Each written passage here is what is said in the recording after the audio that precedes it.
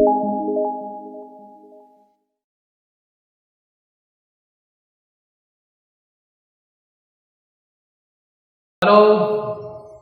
Satyendra Kumar Verma, welcome again.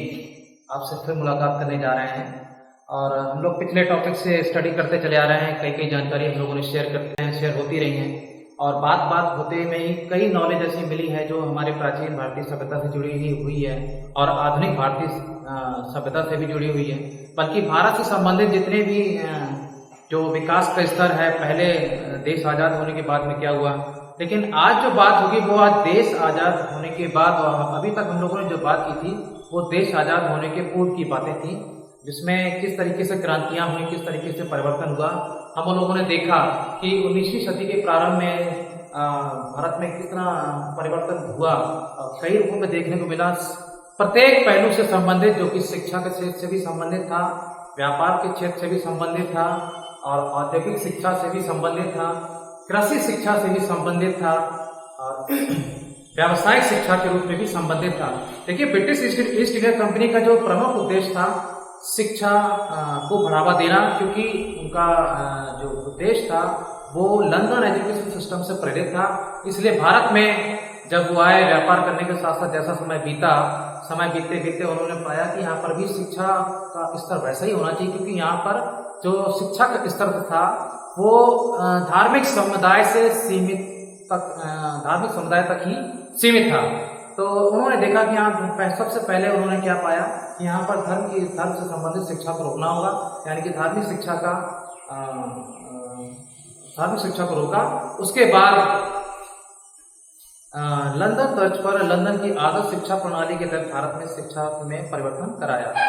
और आज हम लोग बात करेंगे स्वतंत्र भारत की शिक्षा में क्रांति, जो कि 19वीं सदी में क्रांति हो चुकी थी, कई तरीके से हो चुकी थी। सन 1857 में देखा जो भारत की पहली क्रांति हुई, और उससे पहले थोड़ा देखेंगे हम 4 साल पहले सन 1853 में जो एक नई क्रांति हुई थी, जो भारत में पहली रेल देखने को मिली, पहली बार भारत में ट्रेन चली 16 अप्रैल सन 1853। तो एक बड़ी क्रांति के रूप में भारत में देखने को मिला, नया परिवर्तन देखने को मिला। 19वीं सदी होने के बाद में जैसे अब हम लोग आगे बढ़ते जा रहे थे धीरे धीरे, 1835 का मैकाले पत्र देखा, 1854 का वुड का घोषणा पत्र देखा और हंटर कमीशन 1882 देखा, जो पहला भारतीय शिक्षा आयोग था। और अब हम बात करेंगे स्वतंत्र भारत के बाद में होने वाले परिवर्तन के बारे में। तो आज का हमारा विषय है कोठारी शिक्षा आयोग।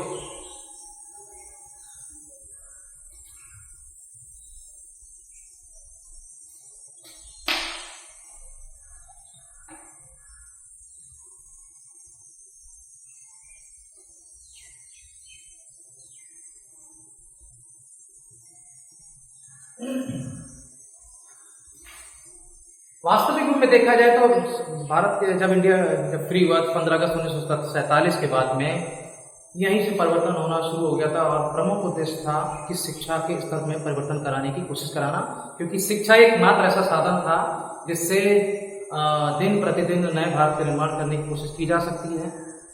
हर माह कुछ नया परिवर्तन किया जा सकता है और प्रति वर्ष भारत में शिक्षा के स्तर को बढ़ावा देने की कोशिश शुरू होने लगी थी। 1947 के बाद में 1948 में पहला विश्वविद्यालय आयोग देखने को मिला। विश्वविद्यालय स्तर पर शिक्षा को बढ़ावा देने की कोशिश की गई, जो 1948 में राधाकृष्णन आयोग के बनने के बाद में देखने को मिला। हालांकि इससे पहले देखेंगे तो हम 1935 में भारत का पहला मंत्रिमंडल बना। क्योंकि ब्रिटिश ईस्ट इंडिया कंपनी को जब 20वीं सदी की शुरुआत हो चुकी थी, तो ब्रिटिश ईस्ट इंडिया कंपनी को इस बात का एहसास हो चुका था कि भारत को पूर्ण रूप से स्वतंत्र होने का अधिकार है। क्योंकि 1905 में हालांकि 1857 यानी कि 19वीं सदी में भारत में क्रांति की जो आग थी, जो स्वतंत्र होने की चाह थी, वो बढ़ती चली जा रही थी। तो 20वीं सदी में ही इस क्रांति ने जोर पकड़ना शुरू कर दिया। 1905 में स्वदेशी आंदोलन हुआ, स्वदेशी आंदोलन, और 1905 में ही जो 19वीं सदी का जो ब्रिटिश ईस्ट इंडिया कंपनी का प्रयास था, यानी कि पहली रेल यात्रा देखी हम लोगों ने, तो वो 33 किलोमीटर, लगभग 33 किलोमीटर की यात्रा थी, और जो सन 1853 में चला। और उसी प्रयास को बढ़ाने के लिए 1905 में ही रेलवे बोर्ड बना।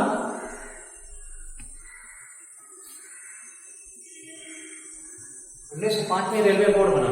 तो इस तरीके से भारत में आज जो स्तर है रेलवे के तौर पर भी देखें तो बड़ा नेटवर्क है।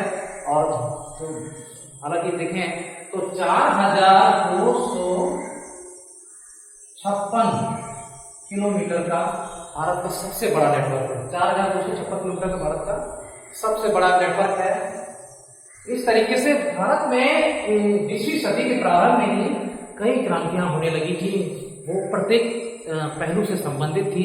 हम लोग देख सकते हैं, समझ सकते हैं कि 1913 में, हालांकि ब्रिटिश ईस्ट इंडिया कंपनी यहाँ पर ही नहीं रुका और भारत में शोषण भी करते रहे और क्रांति भी होती रही, लेकिन उनका जो प्रमुख उद्देश्य था शिक्षा के स्तर पर परिवर्तन कराना, लेकिन शोषण भी होता रहा। 1913 में देखा हम लोगों ने जो प्रमुख घटना थी जलियांवाला बाग कांड,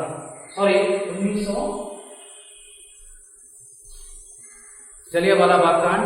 और इसके बाद में और शिक्षा के क्षेत्र की बात हो रही है, तो शिक्षा के क्षेत्र में देखें तो 1934 में, क्योंकि शिक्षा के क्षेत्र से जुड़े प्रत्येक पहलू का विकास भी होता आ रहा था, जो हम लोग देख सकते हैं। अगर भारतीय शिक्षा के बारे में अध्ययन करें तो 20वीं सदी के प्रारंभ से ही शिक्षा के स्तर में परिवर्तन होने की कोशिश शुरू हो चुकी थी। तो 1914 में इन्होंने HBPM,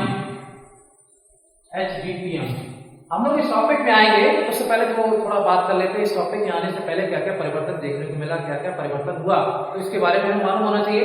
तो 1914 में क्योंकि भारतीय शिक्षा का जो स्तर था, ब्रिटिश ईस्ट इंडिया कंपनी प्रत्येक पहलू का विकास करना चाहती थी, चाहे वो विज्ञान का क्षेत्र हो, चाहे वो गणित का क्षेत्र हो, चाहे वो व्यावसायिक शिक्षा का क्षेत्र हो, और शिक्षा के प्रत्येक स्तर का विकास, चाहे वो प्राथमिक, माध्यमिक और उच्च शिक्षा, और प्रत्येक विषय से संबंधित परिवर्तन देखने को मिला। और इसी विषय संबंधित खेल शिक्षा को भी बढ़ावा मिला, जो 1914 में हनुमान व्यायाम प्रचारक मंडल HBPM 1914 में, 1920 में YMCA young man Christian association, ये खेल का पहला संस्थान है 1920 में। यहाँ पर क्या था, क्योंकि ब्रिटिश ईस्ट इंडिया कंपनी ने इस बात को महसूस किया था कि भारत में अगर शिक्षा का परिवर्तन कराना है, शिक्षा के स्तर को बदलना है, तो शिक्षा के स्तर को बढ़ावा देने के लिए योग्य शिक्षकों की नियुक्ति होना आवश्यक है। और योग्य शिक्षकों की नियुक्ति या चयन हम तभी कर सकते हैं जब उनके लिए हम प्रशिक्षण की व्यवस्था करें। तो शिक्षा से संबंधित जितने भी विषय थे, उन सब विषयों का से संबंधित योग्य विषय बार शिक्षकों के चयन होना शुरू हो चुका था। तो इसी तरह खेल की शिक्षा के रूप में भी बढ़ावा मिला 1920 में। और साथ साथ 1948 में आपने देखा राधाकृष्णन आयोग, और 1952 में हम लोगों ने पढ़ा था लक्ष्मण स्वामी मुदालियर की अध्यक्षता में मुदालियर आयोग बना। इसी क्रम में 1953 में UGC बना। यहीं से भारत में परिवर्तन होने की शुरुआत हो चुकी थी, क्योंकि शिक्षा ही एकमात्र ऐसा साधन था जिससे भारत का नया परिवर्तन देखने को मिल सकता है, नया परिवर्तन के रूप में देखा जा रहा था, कल्पना की जा रही थी। तो हर दिन, हर वर्ष, हर माह, हर वर्ष जो है भारत को विकास करने के लिए शिक्षा के स्तर पर बहुत ज्यादा जोर देना शुरू हो चुका था। अब हम 1953 के बाद में 1961 में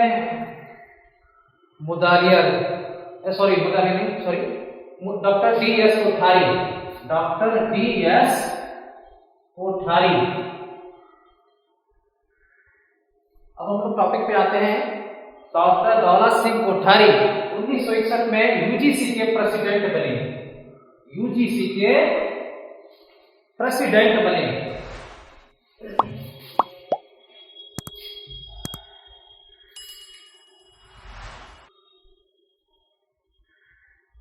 डॉक्टर दौलत सिंह कोठारी यूजीसी के प्रेसिडेंट बने डॉक्टर दौलत सिंह कोठारी यानी कि डीएस कोठारी जो थे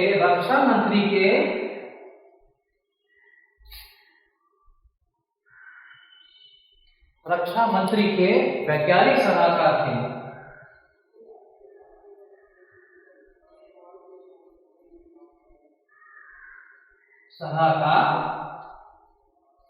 रहे।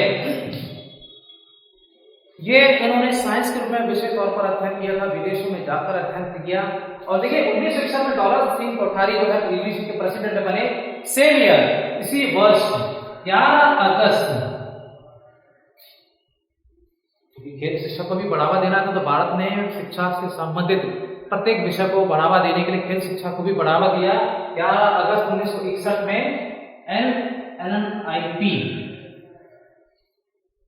यानी कि Laxmibai national institute of physical education, जो आज के टाइम पर LNUP हो चुका है, कन्वर्ट होगा LNUP हो चुका है, Laxmibai national university of physical education. तो इस तरीके से इस सब्जेक्ट को जोड़ने के इन्हीं का ही प्रयास था, इन्हीं के प्रयास से यहाँ इस कोशिश में भी बढ़ावा मिला। और उस time British east India company के कुछ अधिकारी थे जो यहाँ पर कार्यरत थे, हालांकि 1949 में जा चुके थे, लेकिन उनके प्रयास से ही ये प्रयास सार्थक हो सका। इसमें इसके जो प्रिंसिपल थे डॉक्टर PM जोसेफ। तो इस तरह से डॉक्टर DS कोठारी जब रक्षा मंत्री के सलाहकार रहे और 1962 में, देखिए जो भी बातें हैं, जो भी इंपॉर्टेंट नॉलेज हो रही है उसको आप नोट करते रहिए, क्योंकि ये जो है कॉम्पिटिटिव से रिलेटेड है और ये आपके कई रूपों में काम आएगी। 1962 में डॉक्टर DS कोठारी के प्रयास की सराहना की गई। इनके प्रयासों को कई सारे सफल परिणाम देखने को मिले। इसी आधार पर 1962 में पद्म भूषण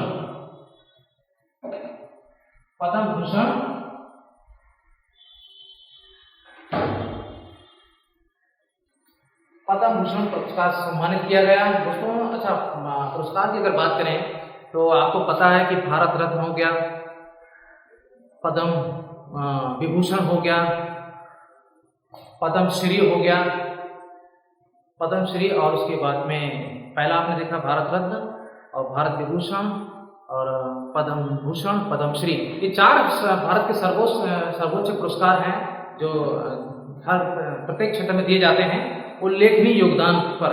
तो डॉक्टर DS कोठारी को 1962 में पद्म भूषण पुरस्कार दिया गया।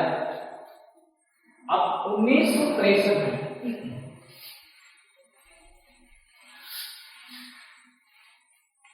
और इस तरीके से 1962 के बाद में ये यूजीसी के प्रेसिडेंट रहते हुए इन्होंने विदेशों से सलाह भी लेते रहे, विदेशों की योजनाओं का भी अध्ययन किया, बल्कि पूर्व निर्धारित योजनाओं का भी अध्ययन किया जो देश आजाद होने के पहले संचालित थी। उन्हीं योजनाओं में नवीनीकरण करने की कोशिश कराई, क्योंकि देश आजाद होने के पूर्व भारत में शिक्षा का सार्वभौमिकरण नहीं था। भारत में शिक्षा का प्रत्येक स्तर यानी कि प्राथमिक, माध्यमिक और उच्च शिक्षा के आधार पर वो विकास से परिवर्तन देखने को नहीं मिला, वो जागरूकता देखने को नहीं मिली, जो कि बहुत ही आवश्यक थी। तो 1964 डॉक्टर DS कोठारी ने एक बात और है, डॉक्टर कोठारी आयोग को राष्ट्रीय शिक्षा आयोग भी कहा जाता है, पहली राष्ट्रीय शिक्षा नीति भी कहा जाता है। पहली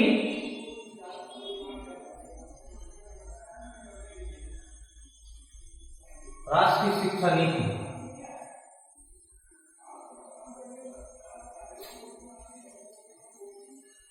पहली राष्ट्रीय शिक्षा नीति कही जाती है ये, क्योंकि शिक्षा के रूप में प्रत्येक स्तर पर कमेटी बनी और इस स्तर का मूल्यांकन करने का भी काम शुरू हुआ, जो कि शिक्षा के स्तर को बढ़ावा देना था, परिवर्तन कराने की कोशिश कराना था।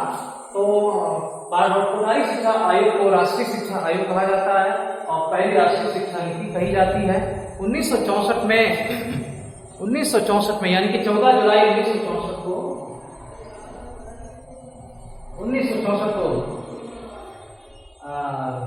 राष्ट्रीय शिक्षा आयोग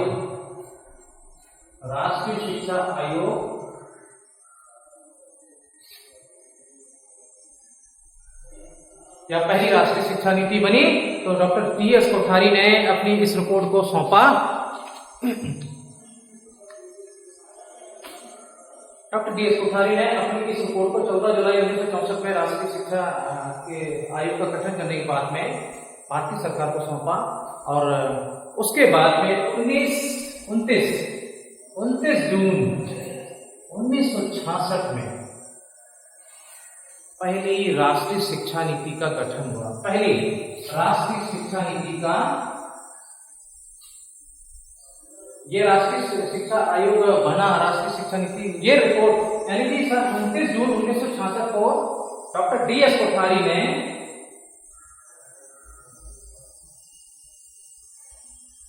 रिपोर्ट भारतीय सरकार को सौंपी। Doctor DS. कोठारी ने 29 जून 1966 में पहली राष्ट्रीय शिक्षा नीति का गठन करने के बाद पहली राष्ट्रीय शिक्षा नीति का गठन किया, नीति बनाई और भारतीय सरकार को अपनी रिपोर्ट सौंपी। तो इस तरीके से भारत में प्रत्येक स्तर का परिवर्तन होना शुरू हुआ। और उद्देश्य देखिए, हम लोग देखेंगे सुझाव क्या थे, सिफारिशें क्या थी। Doctor DS. कोठारी का जो प्रयास था एक बहुमुखी प्रयास के रूप में प्रदर्शित हुआ, बल्कि देखने को मिला। आइए हम देखते हैं कि डॉक्टर टी.एस. कोठारी के जो प्रयास थे, सिफारिशें थी, जो सुझाव थे, जो परिवर्तन कराने की कोशिश थी, वो किस रूप में थी, हम लोग देखते हैं।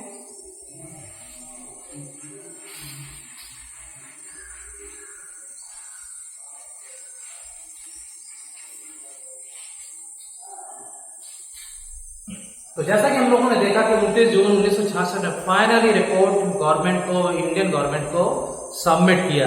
अब बात होती है कि आप ये देखिए 1966 में रिपोर्ट उन्होंने सौंप दी और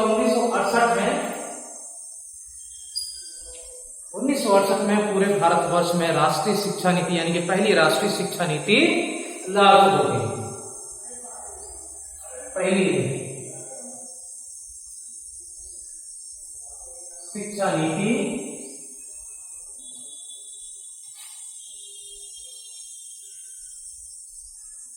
लागू हो गई। ज्यादा कंफ्यूज होने की जरूरत नहीं है। 1964 में 14 जुलाई 1964 को आयोग बना, प्रस्ताव पारित हुआ। 1966 में भारतीय सरकार को इन्होंने अपनी रिपोर्ट सौंपी और 1968 में पहली राष्ट्रीय शिक्षा नीति का गठन हुआ, बल्कि पहली राष्ट्रीय शिक्षा नीति लागू हो गई। अब देखिए इसके बाद में 1968 की बात की, क्योंकि उस टाइम भारत में कई क्रांति हुई, बल्कि कई शोषण भी पूरा विश्व प्रभावित था भारत से, और भारत में राज भी करना चाहता था देश आजाद होने के बाद में भी। तो इस तरह से हम लोग देखेंगे सन 1962 में भारत का चीन के साथ युद्ध हुआ। चीन के साथ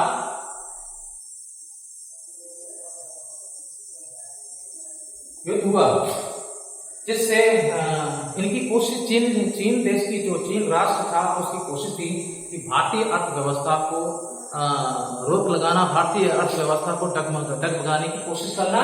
और इसी तरह से अगला जो युद्ध हुआ या भारतीय अर्थव्यवस्था को अपने रास्ते डगमगाने की जो कोशिश थी वो थी पाकिस्तान की, जो 1962 में भारत के साथ में पाकिस्तान ने युद्ध किया, जिसमें थोड़ी से कुछ समय के लिए भारत की आर्थिक स्थिति डगमगा गई।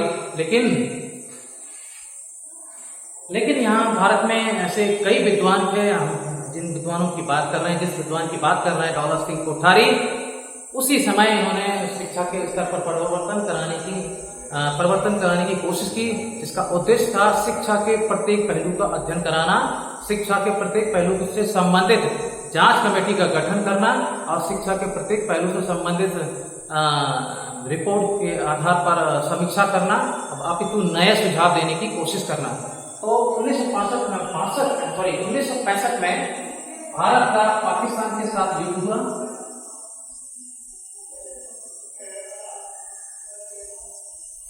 पाकिस्तान के साथ युद्ध हुआ।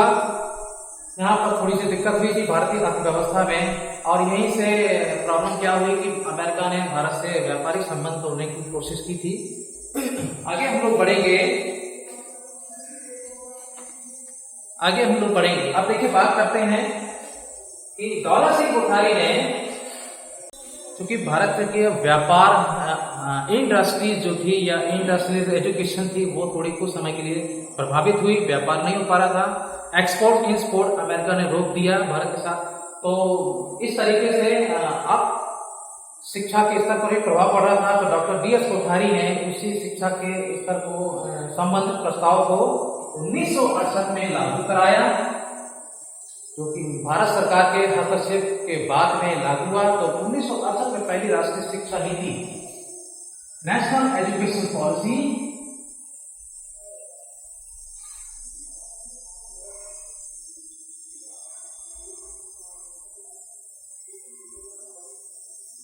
लागू हो गई।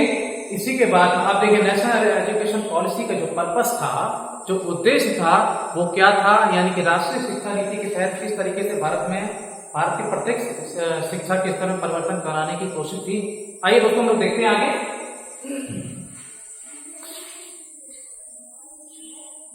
पहली राष्ट्रीय शिक्षा नीति,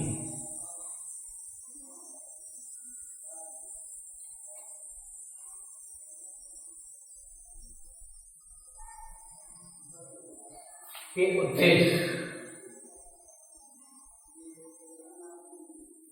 शिक्षा के प्रत्येक पहलू में अध्ययन करना। पहलू कौन से? प्रत्येक स्तर, बल्कि प्राथमिक स्तर,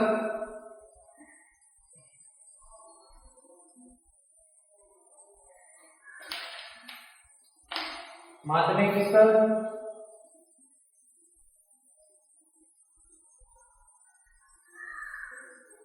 तीसरा था उच्च शिक्षा।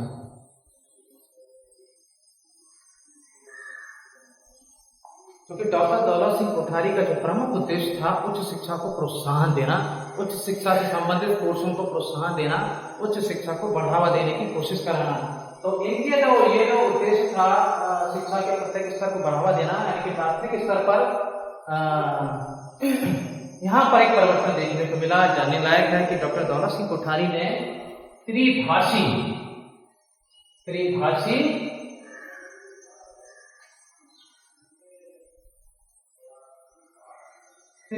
नीति लागू की।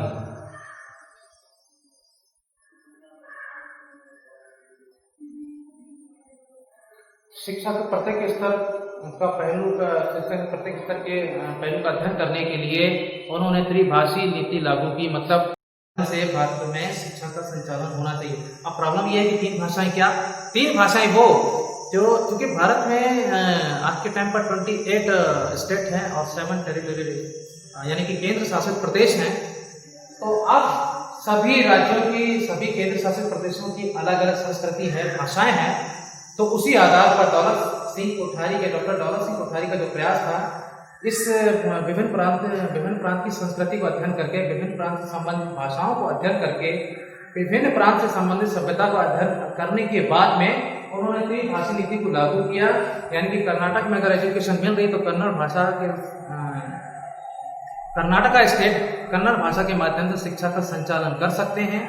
कर्नाटका स्टेट इंग्लिश लैंग्वेज के माध्यम से भी एजुकेशन को प्रमोट कर सकते हैं, और राष्ट्रभाषा हिंदी की सहायता से भी देश के शिक्षा के स्तर को बढ़ावा देने की कोशिश कर सकते हैं। तो त्रिभाषी का जो उद्देश्य था, त्रिभाषी नीति का जो उद्देश्य था वो ये था कि तीनों भाषाओं के माध्यम से शिक्षा की गतिविधि को संचालन करना। हर स्टेट अपने अपने स्टेट की लैंग्वेज के रीजनल लैंग्वेज के माध्यम से एजुकेशन को कंटिन्यू रख सकते हैं। इंग्लिश के माध्यम से एजुकेशन को कंटिन्यू रख सकते हैं। हम कर्नाटक जाएंगे तो हमें वहाँ की लैंग्वेज नहीं मालूम है, लेकिन हम इंग्लिश लैंग्वेज के माध्यम से हम कर्नाटका की एजुकेशन को स्टडी कर सकते हैं।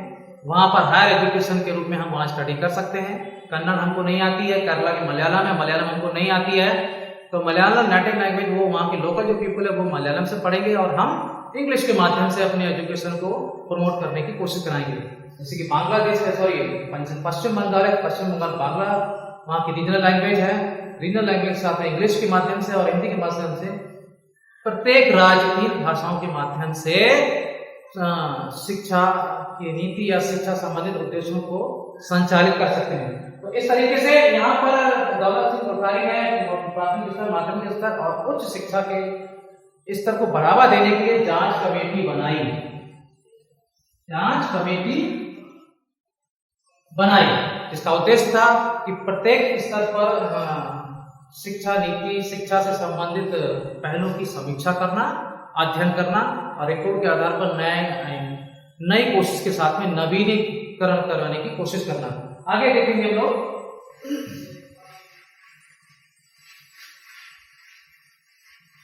किस तरीके से दौलत सिंह कोठारी ने अपने प्रयास को सार्थक बनाने की कोशिश की। नए भारत का निर्माण करने के लिए जो कल्पना की थी उसको सार्थक बनाने की कोशिश की। आइए और हम आगे देखेंगे। तो इन्होंने 5 सूत्री कार्यक्रम भी दिया कि शिक्षा के क्षेत्र में प्रयास के साथ वो निम्न सूत्रों के साथ में हम शिक्षा के क्षेत्र में परिवर्तन कर सकते हैं। तो प्रत्येक पहलू को जोड़कर देखा। इन्होंने देखा कि सामाजिक शिक्षा का निर्माण होना चाहिए, तकनीकी शिक्षा का निर्माण होना चाहिए, क्योंकि तकनीकी शिक्षा ब्रिटिश ईस्ट इंडिया कंपनी के देन थी। तो उसी योजना के तहत उसी योजना में नवीनीकरण करके तकनीकी शिक्षा को बढ़ावा दिया। क्यों? क्योंकि 1945 में AICTE का गठन हो चुका था और 1961 में NCERT बना।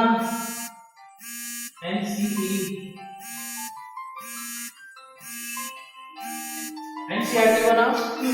अब ये आयोग बनने के बाद में उन्होंने इसी आयोग के आधार पर स्टडी किया कि ये आयोग जो है सुझाव देते हैं भारत में संचालित जो भी शैक्षिक संरचना के आधार पर शिक्षा संस्थानों या शिक्षा संबंधित गतिविधियां क्रियान्वित है, तो ये सुझाव देते हैं। और 1945 में AICTE all India council of technical education का डिपार्टमेंट 1945 में शिक्षा संबंधित समस्त पहलू का अध्ययन किया डॉक्टर दौलत सिंह कोठारी ने। हम लोगों ने अच्छा एक बात और है, इन्होंने 17 सदस्य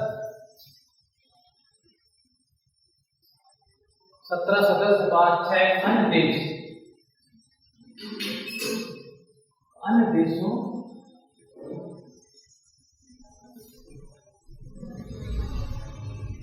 देशों के विद्वानों,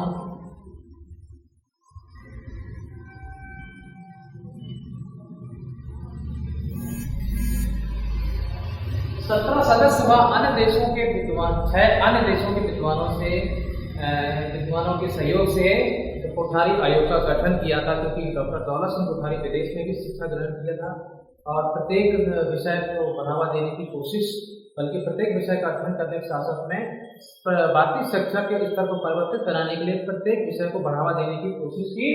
तो इसी आधार पर समाज सेवा व कार्य अनुभव, क्योंकि समाज सेवा की बात है तो संबंधित समाज सेवा को अगर किसी विषय को अगर बढ़ावा देना है तो संबंधित वो योजना को लागू करना होगा।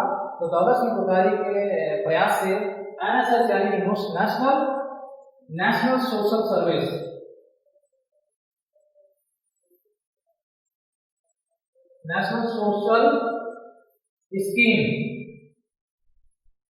स्कीम लागू की, जिसमें हम लोग देखते हैं कि कभी कोई प्राकृतिक घटना हो जाती है, प्राकृतिक घटना के साथ में हमारे भारत की अर्थव्यवस्था में परेशानी हो जाती है। जैसे कि पूरा विश्व इस समय लॉकडाउन या भयंकर महामारी से लड़ रहा है, तो इस भयंकर महामारी में NSS या NCC के सदस्य हैं वो पूरी तरह सहयोग कर रहे हैं, बल्कि रेस्क्यू ऑपरेशन भी एक्टिव है और इंटरपोल भी एक्टिव है, इंटरनेशनल पुलिस। तो नेशनल पुलिस तो हर राष्ट्र अपने देश को बचाने में लगा हुआ है। तो दौलत सिंह कोठारी ने समाज सेवा व कार्य अनुभव को प्रोत्साहन देने के लिए नेशनल सोशल सर्विस स्कीम 1969 में लागू किया। 1968 में राष्ट्रीय शिक्षा नीति लागू हुई थी। तो उनका पहला प्रयास था, जो पहला विषय था वो समाज सेवा व कार्य अनुभव को बढ़ावा देना। दूसरा जो उनका प्रयास था नैतिक शिक्षा व सामाजिक उत्तरदायित्व को प्रोत्साहन देना।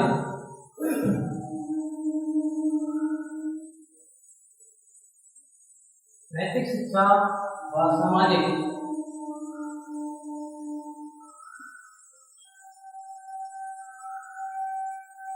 उत्तरदायित्व, सामाजिक उत्तरदायित्व को प्रोत्साहन देना, क्योंकि भारत में कई ऐसे क्षेत्र थे, कई से राज्य उस समय कई राज्य से संबंधित निवासी थे जो निर्धन थे, निर्बल थे और विद्यालयों में जाने के लिए उनके पास पर्याप्त संसाधन नहीं थे। तो इसको बढ़ावा देने के लिए, उनको शिक्षा नीति से जोड़ने के लिए, शिक्षित कराने के लिए, देखिए दो बातें हैं। एक तो हम लोग आज कहते हैं कि साक्षरता, दूसरी बात कहते हैं शिक्षित, दोनों में बड़ा फर्क है। साक्षर होने का मतलब है कि हमको लिखना पढ़ना आ गया, तो वो काफ़ी नहीं है। लिखना पढ़ना तो लगभग सभी लोग जानते हैं, अपना नाम लिख लेते, इसका मतलब ये नहीं कि हम एजुकेट हो गए, तो वो साक्षर है। तो इनका प्रयास था कि साक्षर के तौर पर और शिक्षित करने के तौर पर भी प्रभाव डालना या परिवर्तित करना या बढ़ावा देने की कोशिश करना। तो साक्षर करना और शिक्षित करने दोनों में बड़ा फर्क है। तो आपने देखा, तो नैतिक शिक्षा का तात्पर्य व सामाजिक उत्तरदायित्व को बढ़ावा देने का जो उनका प्रयास था वो ये था, शिक्षा के क्षेत्र में जागरूक कराना, शिक्षा के क्षेत्र में जागरूक कराना, नारी शिक्षा को प्रोत्साहन देना, निर्बल लोगों को व निर्धन लोगों को शिक्षा में जोड़ने की कोशिश कराना। ठीक है, तो नैतिक शिक्षा को सामाजिक उत्तरदायित्व का तात्पर्य था, जो बच्चे बीच में ड्रॉप आउट हो रहे हैं, जो बच्चे अपनी शिक्षा को बीच में रोक रहे हैं, उन बच्चों को फिर से इंस्टीट्यूट में जोड़ना, उन बच्चों को फिर से शैक्षिक गतिविधि उनमें समावेशित कराने की कोशिश करना। इसी के तहत सामाजिक उत्तरदायित्व की भूमिका को समझा। तीसरा जो उनका प्रयास था वो था,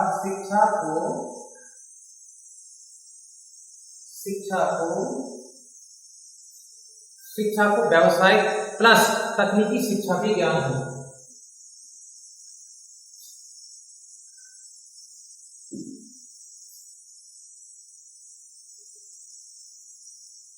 व्यावसायिक प्लस तकनीकी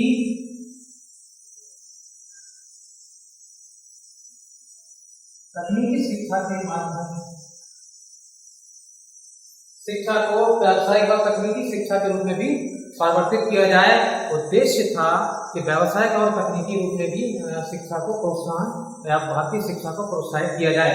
तो व्यावसायिक रूप में, अच्छा एक बात यह है कि व्यवसाय और तकनीकी शिक्षा प्रोत्साहन देना, ब्रिटिश ईस्ट इंडिया कंपनी का जो लंदन एजुकेशन सिस्टम था उसमें ये दोनों बातें थी। तो लेकिन वो उनके उद्देश्य तक ही सीमित थी। वो अपना वर्चस्व फैलाना चाहते थे, वो अपना भारत देश में राज करना चाहते थे। तो ये बड़ौदा सिंह कोठारी ने शिक्षा को व्यावसायिक व तकनीकी के क्षेत्र में भी तकनीकी शिक्षा के रूप में भी बढ़ावा देने की कोशिश की। क्योंकि 1945 में हम लोगों ने देखा, स्टडी किया कि AICT जिसका उद्देश्य था तकनीकी शिक्षा को बढ़ावा देना, तो संबंधित आयोग का गठन किया था। और अब व्यावसायिक रूप में देखें आप, तो व्यावसायिक शिक्षा को बढ़ावा देना, व्यावसायिक शिक्षा का क्या मतलब है? व्यावसायिक शिक्षा मतलब आज के टाइम पर हम लोग कंप्यूटर एजुकेशन को पढ़ते हैं, आर्ट एंड क्राफ्ट एजुकेशन को पढ़ते हैं और टेक्निकल एजुकेशन को पढ़ते हैं, क्योंकि कई ऐसी चीज़ें हैं और कई सारे कोर्सेज हैं जो तीनों ही ब्रांच से रिलेटेड हैं, BCA, BCom, MCA और आर्ट एंड क्राफ्ट से भी, यानी कि बैचलर इन आर्किटेक्चर। तो आर्ट एंड क्राफ्ट एक सब्जेक्ट बना दी, क्योंकि माध्यमिक स्तर से ही इन विषयों को जोड़ने की कोशिश की गई कि 25% माध्यमिक विद्यालयों को व्यावसायिक शिक्षा के रूप में परिवर्तित किया जाए। बड़ौदा सिंह कोठारी का यह प्रयास था, 25% माध्यमिक विद्यालयों को व्यावसायिक शिक्षा के रूप में परिवर्तित किया जाए। तो व्यावसायिक शिक्षा को बढ़ावा देने के लिए उन्होंने व्यावसायिक शिक्षा के रूप में कंप्यूटर शिक्षा, तकनीकी शिक्षा और तीसरा था आर्ट एंड क्राफ्ट। अगला जो उनका पहलू था वो ये था, अध्यापकों की प्रशिक्षण की व्यवस्था होनी चाहिए। अध्यापकों के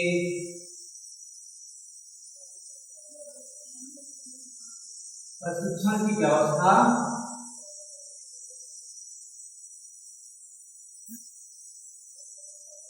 होनी चाहिए। हालांकि उस टाइम नहीं हो पाया, लेकिन उन्होंने जोर दिया कि अध्यापकों के प्रशिक्षण की व्यवस्था होनी चाहिए।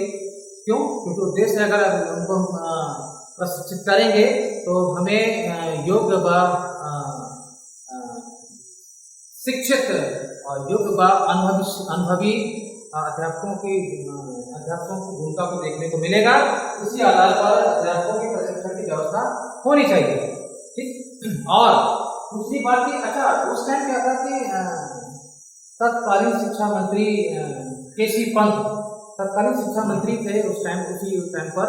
तो उनका जो प्रयास था, उन्होंने हरित क्रांति की योजना को लागू किया, और उसी हरित क्रांति योजना को लागू होने के बाद में उस योजना से प्रभावित होकर दौलत सिंह कोठारी ने कृषि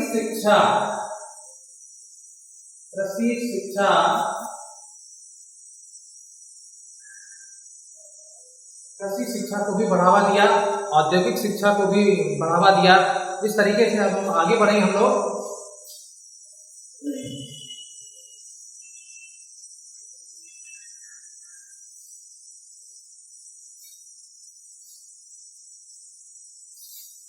तो दोस्तों, हम लोगों ने देखा कि किस तरीके से दौलत सिंह कोठारी ने अपने प्रयासों के माध्यम से अपनी कल्पनाओं को चित्रित करने की कोशिश की।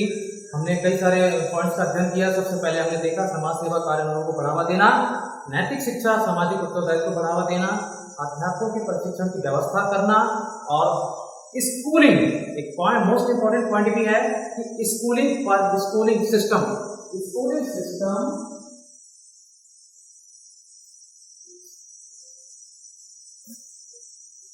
परफेक्ट अरेंजमेंट करना। स्कूलिंग सिस्टम में परफेक्ट अरेंजमेंट करना, यानी कि सिटिंग प्लान सही हो, क्लासरूम का मैनेजमेंट, क्लास का शेप एंड साइज कैसा होना चाहिए, क्लास में प्रॉपर वेंटिलेशन होना चाहिए।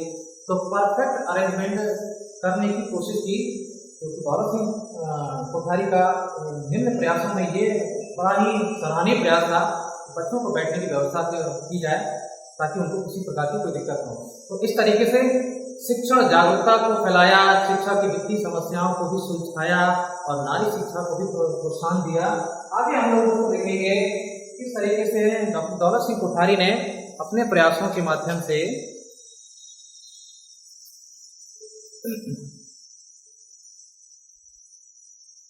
और दूसरी बात यह है कि अब हम लोग देखेंगे, अब सबसे पहले उन्होंने देखा कि अगर हमें संबंधित पहलुओं का विकास करना है, संबंधित विषयों का अध्ययन कराना है, तो उनका जो सबसे पहला प्रयास था, जो कि बहुत ही महत्वपूर्ण था, तो प्रयास में बताया कि 14 वर्ष के बच्चों को निःशुल्क एवं अनिवार्य शिक्षा की व्यवस्था की जाए, और निःशुल्क 14 वर्ष के बच्चों को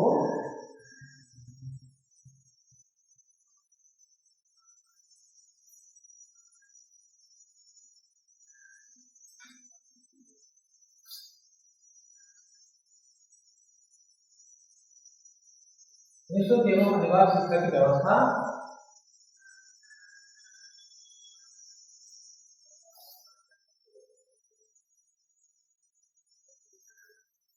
अनिवार्य शिक्षा लागू की गई, व्यवस्था की जाए और लागू कराने की कोशिश की गई। दूसरी बात थी कि अध्यापकों को भी प्रोत्साहन देना था। अध्यापकों के प्रयासों को बढ़ाने के लिए उनको प्रोत्साहित करना जरूरी था। तो इसी बात को ध्यान में रखते हुए उनके प्रोत्साहन देने के लिए प्रोत्साहन के रूप में उनकी वेतन में वृद्धि की, और पदोन्नति की भी व्यवस्था की। प्रमोशन, जो आज हम टाइम पर देख रहे हैं प्रमोशन, तो प्रमोशन की भी व्यवस्था की गई। जैसे जैसे उनके योगदान के अध्ययन करके, उनकी रिपोर्ट पर स्टडी करके, उनके जो हर माह की रिपोर्ट के आधार पर उनको प्रोत्साहित करने की कोशिश की जाएगी, उनको पदोन्नत करने की कोशिश की जाएगी, और पदोन्नत के आधार पर उनके वेतन में भी वृद्धि की जाएगी। तो इस तरीके से, और दूसरी बात है रिसर्च, क्योंकि उच्च शिक्षा को बढ़ावा देना था, तो संबंधित विषय जो इम्पोर्टेंट था, जिसके विषय के माध्यम से उच्च शिक्षा को पा सकते हैं। तो दौलत सिंह कोठारी ने, क्योंकि विदेशों में उन्होंने यात्रा की थी, विदेशों से पढ़ाई की थी, देश ही नहीं बल्कि विदेश में भी पढ़ाई की, और तो उसी अन्य 6 देशों के विदेशी भी शामिल थे। इन सभी की सहमति से इन योजना को लागू करने के लिए रिसर्च टॉपिक पर भी स्टडी हुआ, और उसमें बात लागू की गई, सुरक्षित किया गया कि रिसर्च सब्जेक्ट को भी उच्च शिक्षा से जोड़ा जाए, तभी उच्च शिक्षा को बढ़ावा दे सकते हैं, यानी शोध शिक्षा। आज रिसर्च सब्जेक्ट को हम हर सब्जेक्ट के साथ में जोड़कर देख सकते हैं। साइंस सब्जेक्ट में अगर मॉडिफिकेशन करना है तो रिसर्च की वैल्यू तो है ही है। एजुकेशन में अगर मॉडिफिकेशन करना है तो रिसर्च का वैल्यू है, क्योंकि रिसर्च में 3 टॉपिक के आधार पर बात होती है: बेसिक रिसर्च, अप्लाइड रिसर्च और एक्शन रिसर्च। 3 विषय से संबंधित रिसर्च को प्रमोट करने की कोशिश की गई, क्योंकि रिसर्च के ये सब टॉपिक्स हैं। इसी आधार पर आज प्रत्येक स्तर पर शोध होता है।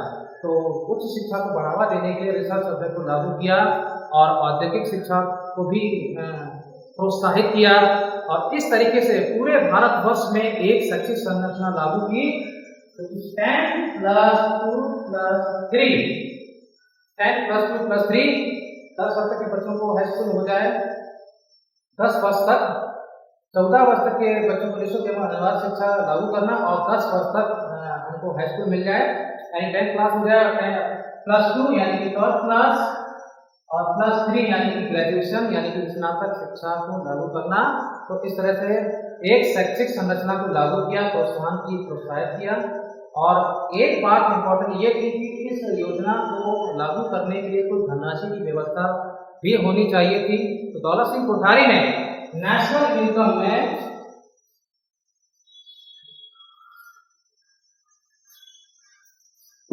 डॉक्टर दौलत सिंह कोठारी ने नेशनल इनकम, राष्ट्रीय